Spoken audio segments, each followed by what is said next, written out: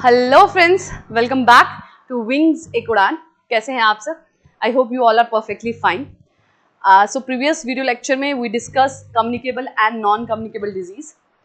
In this video lecture we are going to discuss MCQs based on transportation of food and water in plants, vitamin and minerals and communicable and non communicable disease. ठीक है, सो इन तीनों topic से related जो MCQs हैं वो आज के हम वीडियो लेक्चर में डिस्कस करेंगे. ठीक है, तो चलिए स्टार्ट करते हैं क्वेश्चन नंबर फर्स्ट से. ओके, नाउ द फर्स्ट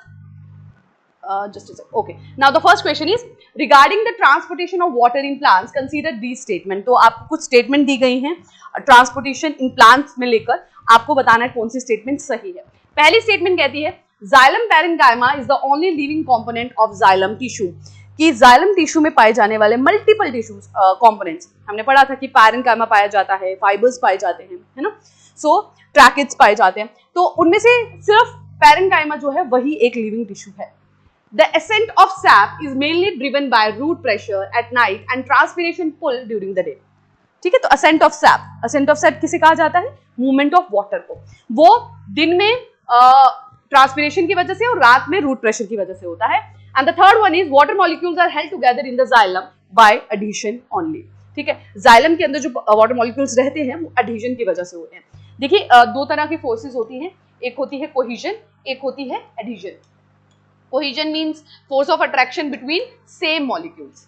ठीक है, जब सेम मॉलिक्यूल्स के बीच में फोर्स ऑफ अट्रैक्शन होती है उसे हम कोहिजन कहते हैं. एडिशन मतलब जब अनसिमिलर मॉलिक्यूल्स के बीच में होती है, डिफरेंट मॉलिक्यूल्स के बीच में फोर्स ऑफ अट्रैक्शन होती है, उसे एडिशन कहते हैं. तो यहाँ ये कहा जा रहा है ये सिर्फ एडिशन की वजह से. तो मैं आपको एक ट्रिकी पॉइंट्स बताऊंगी कि मोस्टली जहां पे भी ओनली रहता है ना, जिन भी स्टेटमेंट्स में ओनली रहता है, दैट इज मोस्टली इनकरेक्ट.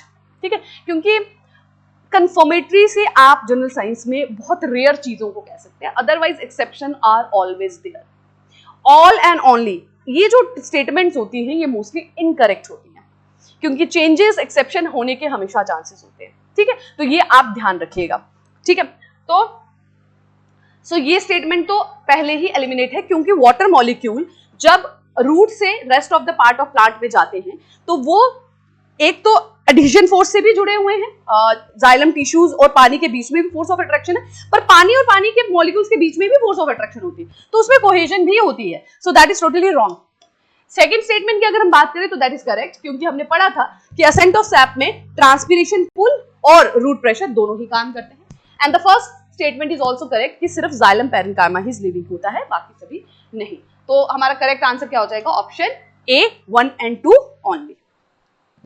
सही है, चलिए बढ़ते हैं नेक्स्ट क्वेश्चन की तरफ. Now there are some statement regarding phloem. आप फ्लोएम से रिलेटेड कुछ स्टेटमेंट है, बतानी है कौन सी सही है. फर्स्ट स्टेटमेंट कहती है the movement of food in phloem is unidirectional from roots to leave. ठीक है, एक ही डायरेक्शन में होता है मूवमेंट ऑफ फूड, जड़ों से लीव्स की तरफ. Translocation of sucrose requires energy in the form of ATP. Sucrose को ट्रांसफर करने के लिए एनर्जी चाहिए एटीपी की फॉर्म में. Companion cell help in loading sugar into the sieve tubes. और जो उसके कंपोनेंट्स हैं phloem parenchyma, sieve tubes, companion cells, उसमें कंपेनियन सेल्स जो है वो खाने को सीड ट्यूब्स में लोड करने का काम करता है. तो सही स्टेटमेंट क्या होगी? पहली स्टेटमेंट तो इनकरेक्ट होगी, हम इसको पहले ही एलिमिनेट कर देते हैं.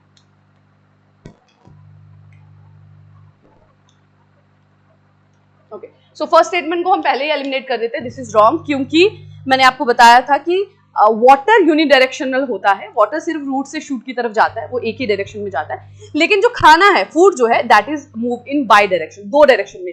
लीव से वो शूट की तरफ भी जाता है और रूट्स की तरफ भी जाता है. ठीक है, सो फर्स्ट इज रॉन्ग, तो हम फर्स्ट को अगर एलिमिनेट कर दें, है ना, बाकी स्टेटमेंट अगर हमें ना भी समझ आए तो भी हम सही आंसर पर पहुंच जाते हैं. ठीक है, तो मोस्टली ऑलवेज ट्राई कि ये जो सस्टेनमेंट बेस्ड क्वेश्चन होते हैं ना, स्टेटमेंट बेस्ड, उनको आप हमेशा एलिमिनेशन टेक्निक से ही करें. ठीक है, जिस क्वेश्चन पे आपको 100% श्योरिटी है कि ये पॉइंट तो नहीं होगा, आप उसे पहले एलिमिनेट कर दें. ठीक है, देन मूव टुवर्ड्स अप और फिर आप सही आंसर्स पे पहुंचे. ठीक है, तो ये गलत होगी. फर्स्ट ये वाली स्टेटमेंट सही है and the second statement is also correct, क्योंकि ट्रांसलोकेशन जो है, transportation of food, it is a active process. ठीक है, जो असेंट ऑफ सैप है that is a passive process, translocation is a active process. Next regarding heterotrophs. अच्छा, ये nutrition से भी रिलेटेड क्वेश्चन है. तो ये भी हम देख लेते हैं। Saprophytes derive nutrition from dead and decade organic matter, ठीक है। Parasite always kill there host immediately after extracting nutrients. Holozoic nutrition involve ingestion, digestion and egestion, ठीक है। तो ये सही आंसर हो जाएगा ऑप्शन डी, ठीक है। 1 and 3 अगेन जो मैंने आपको बताया, ऑलवेज वाली जो टर्म है दैट इज नॉट करेक्ट, है ना। ऑलवेज वाली स्टेटमेंट जो है इट इज नॉट करेक्ट, वो मोस्टली रॉन्ग ही रहती है। तो सही आंसर हो गया हमारा 1 and 3। Okay, now consider the following statement regarding gas exchange, ठीक है। Respiration, stomata remain open at night in most plant to conserve water. देखिए स्टोमेटा जो है ना वो आपके ट्रांसपिरेशन में भी हेल्प करता है ना। स्टोमेटा ओपन रहता है तो एक्सेस वाटर जो है प्लांट लूज करता है और उसे थोड़ा सा आप एक कूलिंग इफेक्ट होता है। लेकिन आप यहाँ पे देखिए कि अगर स्टोमेटा रात को भी ओपन रह रहा है तो क्या वो पानी को कंजर्व कर रहा है या पानी को वेस्ट कर रहा है? क्योंकि रात को तो सनलाइट है नहीं, कूलिंग इफेक्ट तो ऑलरेडी है ना। So it will not remain open at night, this is wrong. Lenticels are small pore on the bark of woody stems used for gas exchange, एकदम सही है। The rate of respiration in plants is much higher than in animals, wrong. जैसे जैसे आप trophic level में ऊपर बढ़ते जाते हैं रेट ऑफ रेस्पिरेशन बढ़ता जाता है, तो एनिमल्स का रेस्पिरेशन ज्यादा है, प्लांट्स का नहीं। तो सही आंसर क्या हो जाएगा हमारा 2 ओनली, ऑप्शन नंबर सी, ठीक है। 2 only, option number C. Next, consider the following statement regarding plant nutrition. Okay, again a question on nutrition. Autotrophic nutrition involves synthesis of food using inorganic substance.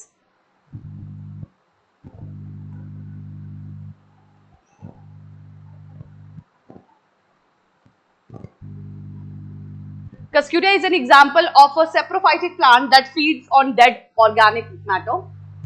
Nitrogen, phosphorus and potassium are considered macronutrients essential for plant growth. ठीक है, तो ये third statement एकदम सही है। Second statement जो है that is not correct because Cuscutia is not a saprophytic plant, वो पैरासिटिक प्लांट होता है ना कि सेप्रोफाइट। तो हमारा सही आंसर हो जाएगा 1 and 3।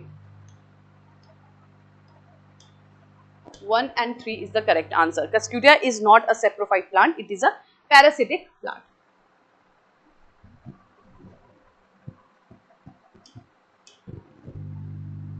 Okay, which of the following statement about the transportation of water and food in plant is correct? Okay, Xylem is responsible for the unidirectional transport of water and minerals from roots to leaf.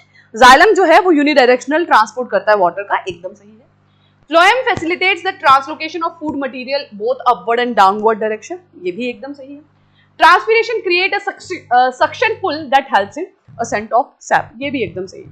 Xylem को जो water को ऊपर transfer करने के लिए root pressure के साथ साथ ट्रांसपीरेशन भी लगती है जो कि एक अपवर्ड सक्शन क्रिएट करती है, तो ये भी एकदम सही है। तो करेक्ट आंसर हो जाएगा हमारा option 1, 2 and 3 all are correct, option D, ठीक है। Option D is the correct answer, सारी की सारी स्टेटमेंट जो है वो सही है। Okay, now with reference to respiration in plant consider the statement. Respiration से रिलेटेड कुछ स्टेटमेंट दी गई हैं, आपको बताना है कौन सी सही। Unlike animals, plants do not have a specialized organ for gaseous exchange but use stomata and lenticles. एकदम सही है, कोई स्पेशलाइज सिस्टम नहीं होता। स्टोमेटा जो लीव्स में पाया जाता है, लेंटिकल्स जो स्टेम्स में पाया जाता है, वही यूज किया जाता है to exchange of gases. Then respiration occurs only during respiration occur only during the night while photosynthesis occur during the day. कह रहे हैं कि रेस्पिरेशन का जो प्रोसेस है वो दिन में नहीं होता, that is totally wrong. Plants although photosynthesis करते हैं दिन में, रात को फोटोसिंथेसिस नहीं करते, बट रेस्पिरेशन की जो बात है प्लांट दिन और रात दोनों में ही रेस्पायर करते हैं। पर दिन में क्योंकि वो फोटोसिंथेसिस भी कर रहे हैं तो अमाउंट ऑफ ऑक्सीजन जनरेशन ज्यादा है, रात में क्योंकि सिर्फ रेस्पिरेशन हो रहा है इसीलिए कार्बन डाइऑक्साइड रिलीज ज्यादा होता है, ठीक है। So that is totally wrong. Aerobic respiration produce significantly more ATP compare to anaerobic, this is बिल्कुल करेक्ट। तो सेकंड वाला हमारा रॉन्ग हो गया, तो ये वाला एलिमिनेट करो, ये वाला एलिमिनेट करो। करेक्ट आंसर हो गया हमारा ऑप्शन नंबर बी 1 and 3, ठीक है, 1 and 3। Now the next regarding the transport system in plants consider the following statement.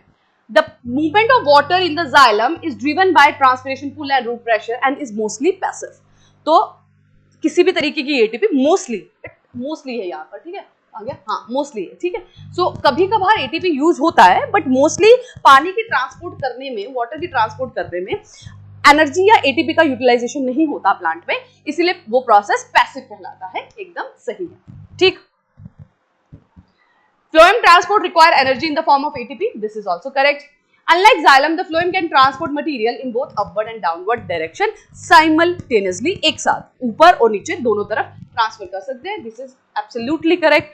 1, 2 and 3 is the correct answer. Option number D.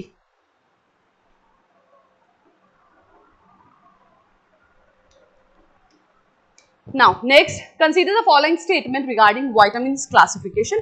तो as I have told you कि हम xylem, transportation system, vitamins and disease तीनों पे based questions करेंगे. So this is based on vitamin. Vitamin A, D, E and K are fat soluble and can be stored in the body fatty tissues. है ना? तो हमने जब classification पढ़ी थी, तो A, D, E, K जो है वो fat soluble होते हैं और हमारे adipose tissues में, adipose tissue किसको कहते हैं? फैटी टिश्यूज, तो वहां स्टोर हो सकते हैं.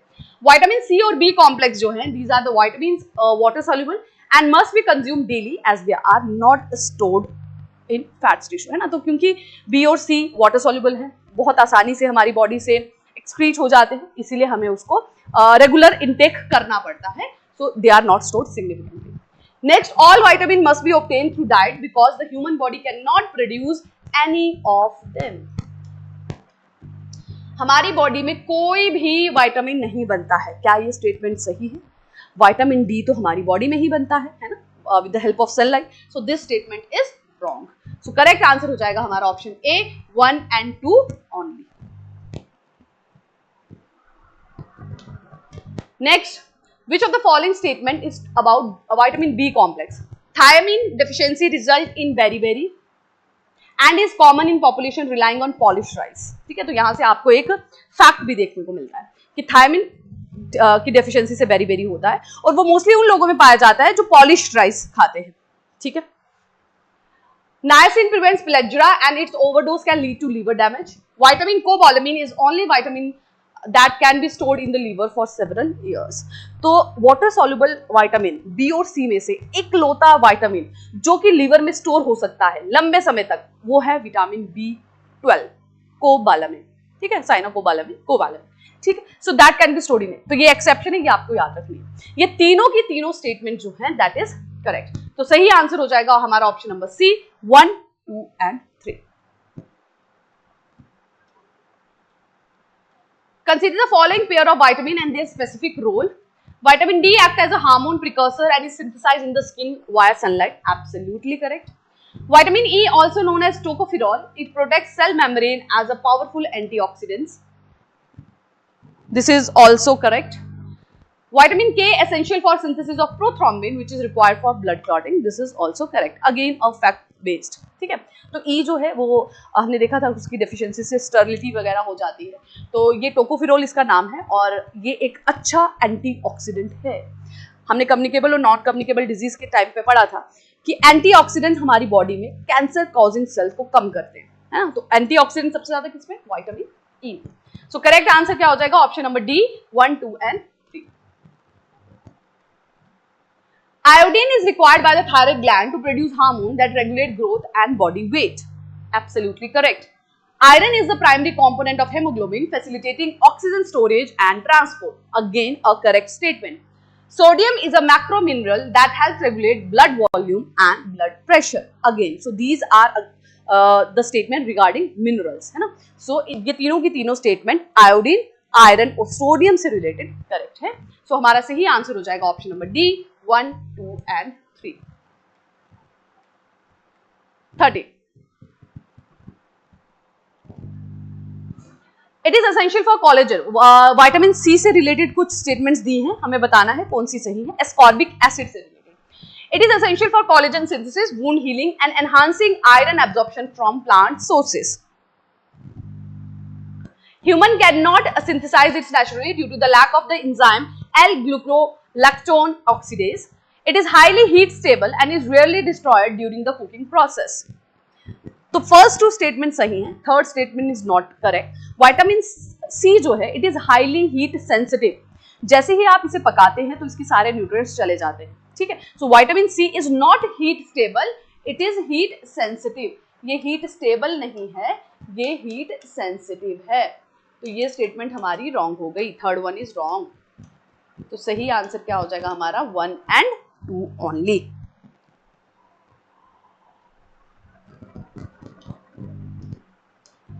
A patient presents with pleura characterized by dermatitis, diarrhea and dementia. D3 है ना, dermatitis, diarrhea and dementia. Dermatitis, diarrhea and dementia, D3. तो ये D3 भी आप ध्यान रखेंगे, ठीक है। 14th, okay. So D3, this is caused by the deficiency of which vitamin? So pleura किस vitamin की deficiency से होता है? आपको उसके सिम्टम्स भी ध्यान रखने हैं। D3 है diarrhoea, dementia and dermatitis. Dermatitis मतलब स्किन का ड्राई हो जाना है ना, इन्फ्लेम्ड हो जाना। Diarrhoea is loose motions and dementia is जब जो मेमोरी लॉस, एक तरह से डिमेंशिया, ठीक है। So what is the correct answer? It is vitamin B3। Which of the following vitamins contain a metal iron cobalt in its structure? तो कौन से विटामिन में कोबाल्ट होता है ना, तो वो एक ही है, that is vitamin B12, riboflavin, pyridoxine, cyanocobalamin या folic acid. So that is cyanocobalamin, option number C. Vitamin D से रिलेटेड कुछ स्टेटमेंट है, आपको बतानी है कौन सी स्टेटमेंट सही है। It act more like a hormone than a vitamin, regulating gene expression.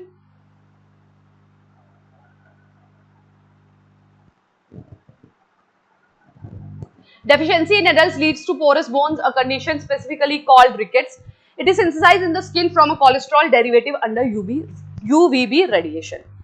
तो इनमें से एक ही स्टेटमेंट जो है वो रॉन्ग है, all remaining statements are correct. ये बिल्कुल सही है। It act as a hormone, ठीक है, ये कैल्शियम के ऑब्जॉर्प्शन में भी बहुत अच्छा रोल प्ले करता है और ये हमारी स्किन में सिंथेसाइज किया जाता है। लेकिन ये रिकेट्स बड़ों में नहीं, एडल्ट्स में नहीं कॉज करता, बच्चों में कॉज करता है। एडल्ट्स में ओस्टियो मैलासिया कॉज करता है, ठीक है। तो second statement is wrong, second को रॉन्ग कर दीजिए, सही आंसर हो जाएगा 1 and 3 only.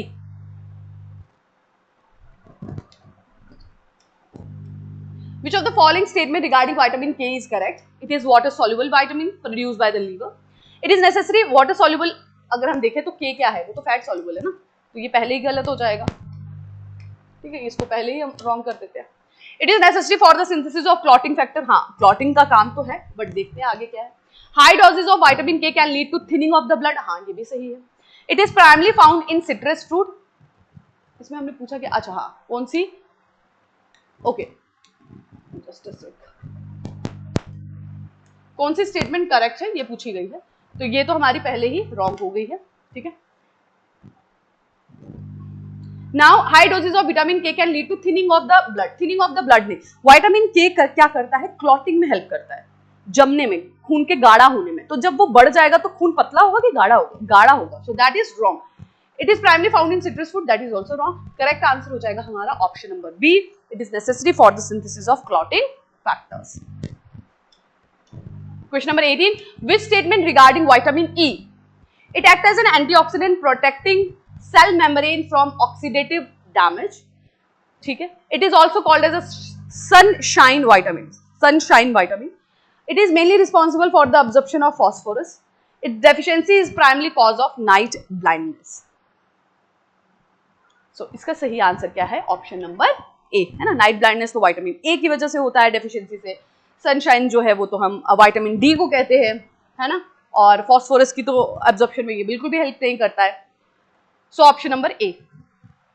Now a statement regarding tuberculosis, ठीक है, communicable disease, tuberculosis से related है। आपको बताना है कौन सी स्टेटमेंट सही है। It is a caused by bacterium Mycobacterium tuberculosis. The BCG vaccine provides lifetime immunity against adult pulmonary TB. DOTS is the primary strategy for TB control. Directly observe treatment, short course.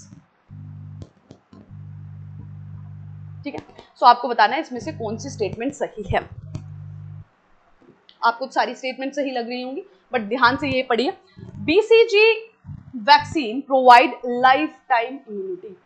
मैंने आपको क्या बताया था कि जो भी vaccine वगैरह दी जाती हैं उसके booster doses time to time लेने पड़ते हैं, ताकि इन फ्यूचर अगर आप उस पर्टिकुलर इन्फेक्शन के एक्सपोज हैं तो आपकी बॉडी दोबारा से उसे रोक पाए, है ना।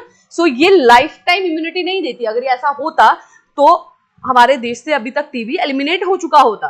बीसीजी तो बच्चों को वैक्सीन दी जाती है पैदा होते ही, है ना। सो ये लाइफ टाइम इम्यूनिटी नहीं देती है। सो सही आंसर हो जाएगा 1 and 3 ओनली। ठीक है, correct answer is option number C, 1 and 3 only. Okay, so last question of today's session is, malaria से रिलेटेड कुछ स्टेटमेंट है। It is caused by protozoan parasite of the genus plasmodium. The disease is transmitted to human by the bite of the male Anopheles mosquito. Cerebral malaria is most commonly caused by Plasmodium falciparum.